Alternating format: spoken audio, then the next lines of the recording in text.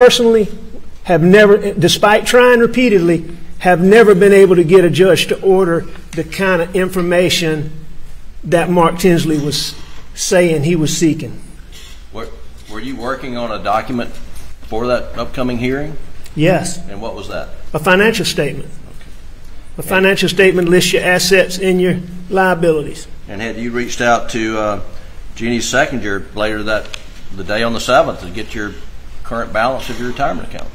You know, I don't remember doing that, but that'd certainly be something that I did, and because I know I'd have to have that for that financial statement.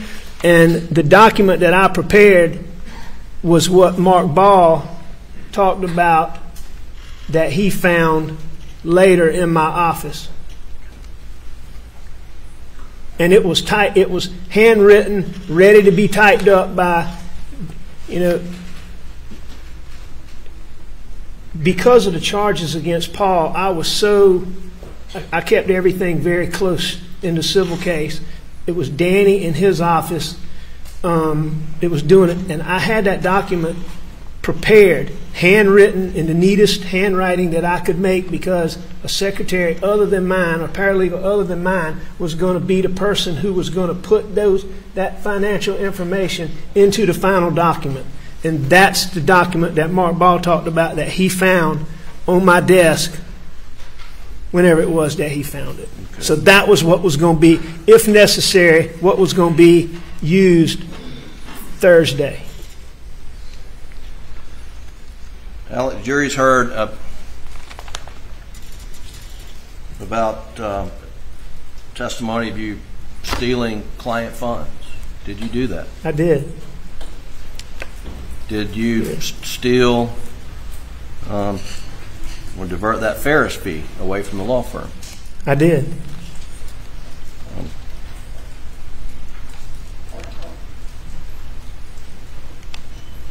How did you get in such a financial predicament that led you to steal money that wasn't yours? You know, I'm not quite sure how I let myself get where I got, but it came from, you know, I battled that addiction for so many years. I was spending so much money on pills. I got in a spot I couldn't.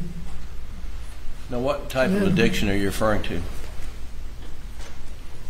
My addiction is to opiate painkillers. And when specifically oxycodone, OxyContin.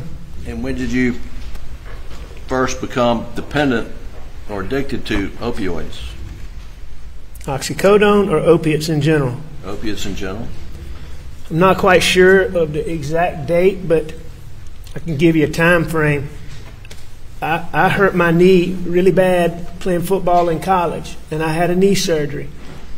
And the medical science at the time was such that the surgery didn't work, bottom line. So it just didn't last. So within a couple of years of that, I started having a lot of knee troubles. And ultimately, I had to have a couple of surgeries. But the last surgery I had was, I think, around 2002 or 4. And I think it was around 4, so I would have started taking hydrocodone a couple of years before that. And I took hydrocodone, got addicted to that very quickly. I continued taking that for a long time. I'd force myself off of it, wean myself off of it. I'd go back to it. I battled that for a long time. And after a while, I was taking so much of that, I moved on to oxycodone.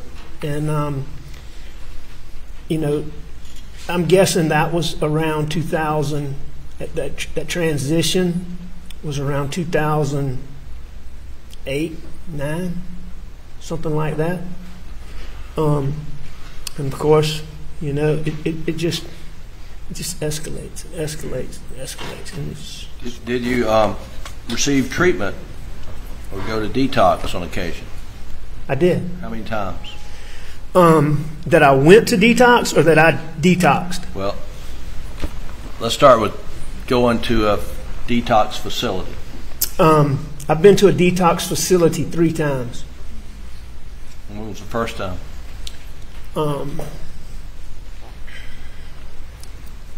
December of 2017.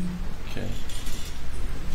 And before December 2017, had you tried to detox at home? I tried to detox everywhere I could. Maggie would help me. Go ahead. Yeah, when you went in to a, was it inpatient facility? The detoxes, the formal detoxes that I went to? In December 2017. Yes, it was it was inpatient. And all 3 formal detoxes that I've done have been at the same facility called Sunrise Detox in Atlanta, Georgia. And very good facility. Jury's heard an audio tape of a telephone conference with SLED agents. Was that where you were during that meeting with Mr. Harpootlian and I? That's correct.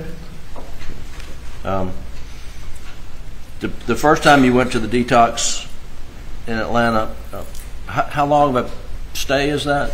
Did you stay? 7 days is the opiate detox program.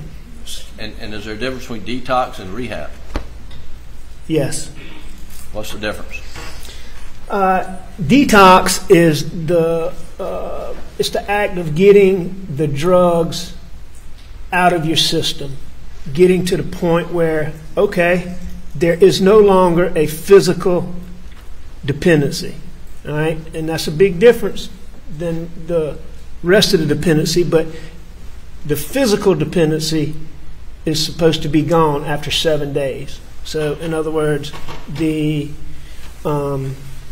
so many things. Opiate withdrawal is, it's hard.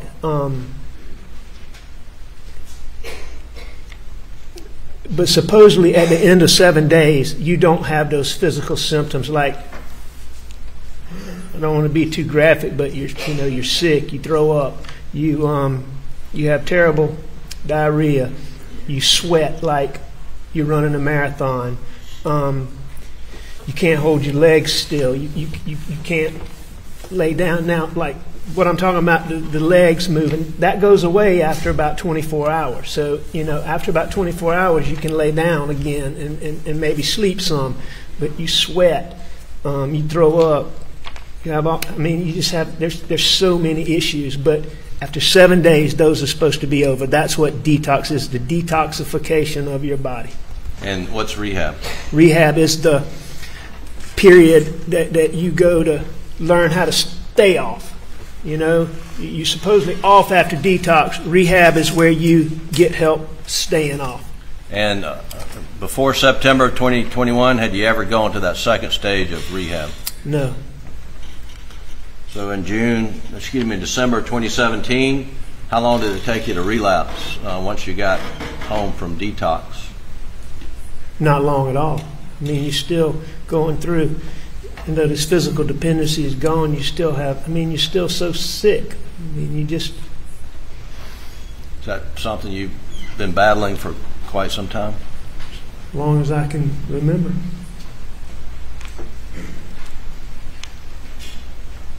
How long have you been drug-free, opioid-free? 535 days.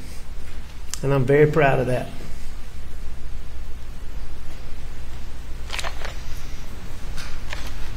I want to ask you questions about Labor Day weekend 2021.